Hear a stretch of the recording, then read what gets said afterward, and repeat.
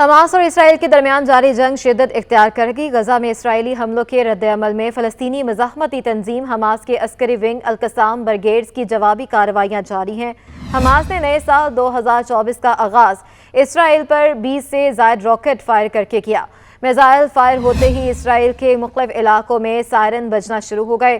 اسرائیلی media کے مطابق اسرائیل کے وسطی اور مغربی علاقوں پر راکٹ حملے میں جانی نقصان نہیں ہوا، لیکن حماس کا دعویٰ ہے کہ اسرائیلی علاقوں پر فائر کیے جانے والے راکٹوں سے اسرائیل کو بھاری جانی اور مالی نقصان کا سامنا کرنا پڑا ہے۔ دوسری جانب القدس بریگیڈز کا کہنا ہے کہ خان یونس کے شمال اور مشرق کی جانب پیش قدمی کے دوران اگلے مورچوں پر اسرائیلی فوجیوں کے ساتھ شدید جھڑپیں جاری ہیں اور غزہ کی پٹی میں حماس کے جنگجوؤں کی جانب سے اسرائیلی فوج کو مارٹر گولوں سے نشانہ بنایا گیا ہے۔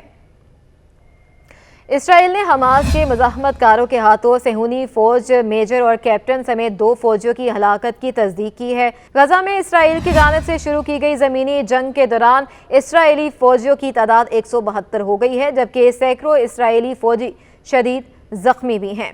غزہ میں بلا تفریق اسرائیلی بمباری سے حماس کی تحویل میں موجود مزید ایک اور یرغمالی اسرائیلی فوجی بھی مارا گیا، جبکہ اب تک 2,90,000 سے زائد مکانات ناقابل رہائش ہو چکے ہیں۔ اسرائیلی فورسز نے نئے سال کے آغاز کے ساتھ ہی غزہ پر بم برسا دیے۔ عرب میڈیا کے مطابق فلسطینیوں کو 2023 میں جہاں اسرائیلی جارحیت کا سامنا رہا، وہیں نئے سال کے پہلے روز ہی صہیونی فورسز نے غزہ پر تابڑ توڑ حملے کیے، جہاں خان یونس شہر میں خوفناک زمینی لڑائی جاری ہے۔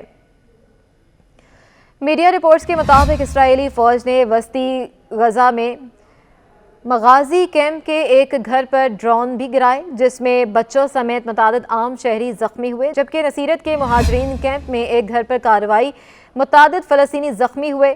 عرب میڈیا کے مطابق اسرائیلی فورسز نے رات گئے مغربی کنارے کے مختلف علاقوں میں چھاپے مارے، جہاں فورسز نے نابلس شہر اور جنین کیمپ سمیت کئی علاقوں میں کارروائیاں کیں۔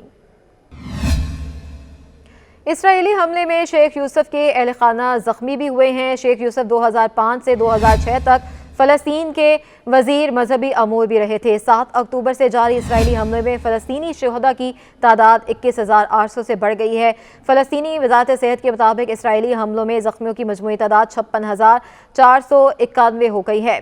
امریکی اخبار کا کہنا ہے کہ اسرائیل نے وسط دسمبر تک غزہ کے رہائشی علاقوں پر 29,000 بم گرائے۔ غزہ کی تباہی جدید ریکارڈ میں بدترین تباہی بن رہی ہے۔ دوسری جانب برطانوی اخبار کی رپورٹ میں کہا گیا ہے کہ غزہ پر وحشیانہ بمباری اور ہزاروں شہادتوں کے باوجود اسرائیل کو کامیابی کے اشارے نہیں مل رہے اور اسرائیل عالمی تنہائی کا شکار بھی ہونے لگے۔